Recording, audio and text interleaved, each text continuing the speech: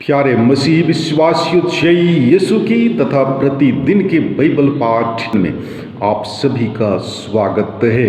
आज का पहला पाठ सामुएल का दूसरा ग्रंथ अध्याय 18 पद संख्या 9 से 10, 14, 24 से 25, 30 से 32 और अध्याय 19 के पद संख्याएं 1 से 3 तक से लिया गया है। वचन कहता है, दाऊद के कुछ सेवकों ने संयोग से अबशालोम को देखा।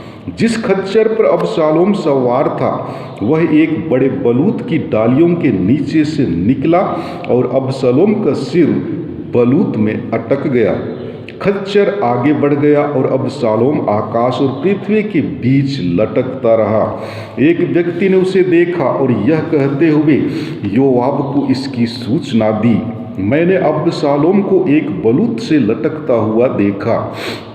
योआब ने 3 भाले ले लिए और उन्हें अबशालोम के कलेजे में भोंक दिया, जो अब तक जीवित ही बलूत से लटक रहा था।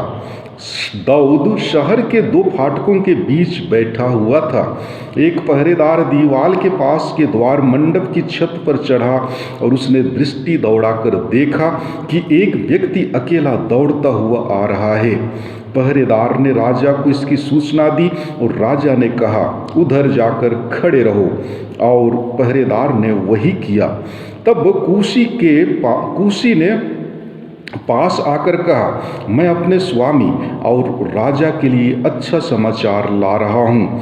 प्रभु ने आज आपको न्याय दिलाया है और आपको उन सबों के हाथ से छुड़ा दिया जिन्होंने आपके विरुद्ध विद्रोह किया था। राजा ने कूशी से कहा, क्या नवयुवक अबशालोम सकुशल है? और कूशी ने उत्तर दिया, उस नवयुवक की जो दुर्गति हो गई है वह मेरे स्वामी और राजा के सब शत्रुओं को प्राप्त हो और उन सबों को भी जो आपके विरुद्ध षड्यंत्र रचते हैं। राजा बहुत व्याकुल हो उठा और द्वार मंडप के ऊपरी कमरे में जाकर रोने लगा। वह यह कहते हुए इधर उधर टहलता रहा, हाय मेरे पुत्र अबशालोम, मेरे पुत्र अबशालोम, अच्छा होता कि तुम्हारे बदले में मैं ही मर गया होता। अबशालोम मेरे पुत्र, योआब को यह सूचना दी गई। राजा रोते और अबशालोम के लिए शोक मनाते हैं। जब लोगों ने यह सुना कि राजा अपने पुत्र के कारण दुखी है तो उस दिन समस्त प्रजा के लिए विजयोल्लास शोक में बदल गया। प्रभु की वाणी, ईश्वर को धन्यवाद। और आज का सुसमाचार पाठ संत मार्कुस के अनुसार पवित्र सुसमाचार अध्याय 5 पद संख्याएं 21 से 43 तक से लिया गया है। वचन कहता है, जब यीशु नाव से उस पार पहुँचे तो समुद्र तट पर उनके पास एक विशाल जनसमूह एकत्र हो गया।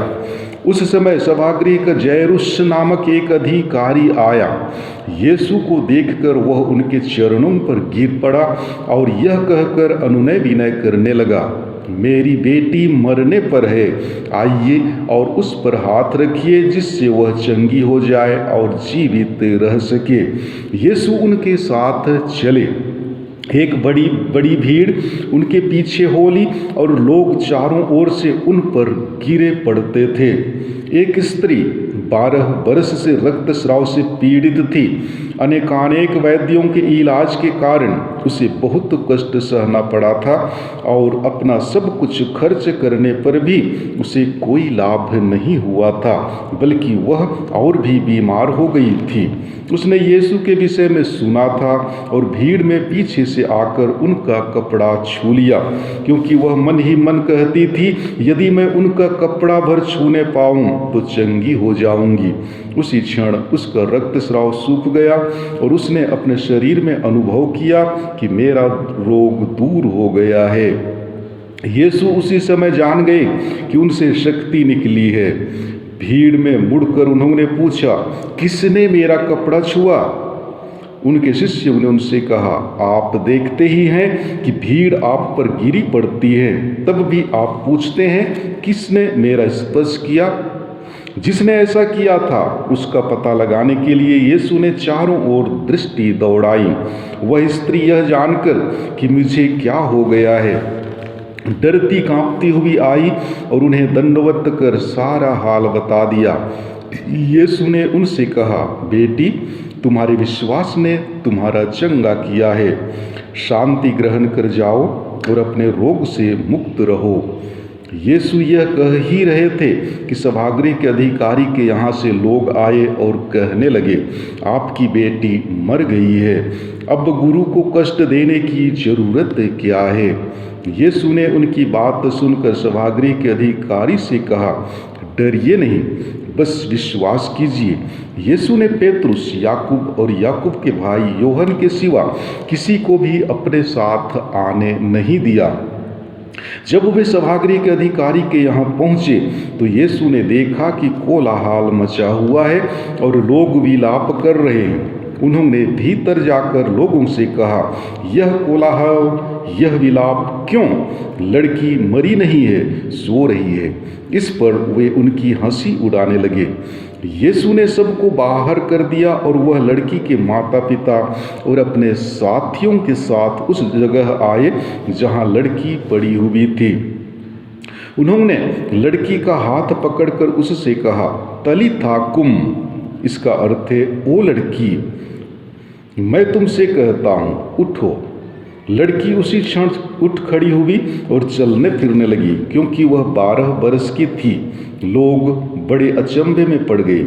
यीशु ने उन्हें बहुत समझाकर आदेश दिया कि यह बात कोई ना जानने पाए और कहा कि लड़की को कुछ खाने को दो। प्रभु का सुसमाचार। हे ख्रिस्त, तेरी स्तुति हो।